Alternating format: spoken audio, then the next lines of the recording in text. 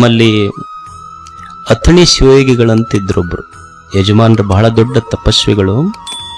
ಅವರು ಪ್ರತಿನಿತ್ಯ ಈ ಘಟನೆ ಯಾಕೆ ಹೇಳಕತ್ತೀನಿ ನಾನಂದ್ರೆ, ನಾವು ಯಾವ ರೀತಿ ಅನ್ನ ಉಂಡಿರ್ತೀವಿ ಆ ರೀತಿ ನಮ್ಮ ಮನಸ್ಸು ತಯಾರಾಗ್ತೈತಿ. ಉಂಡ ಅನ್ನದ ಮೇಲೆ ಮನುಷ್ಯನ ಮನಸ್ಸು ನಿರ್ಮಾಣ ಆಗ್ತೈತಿ.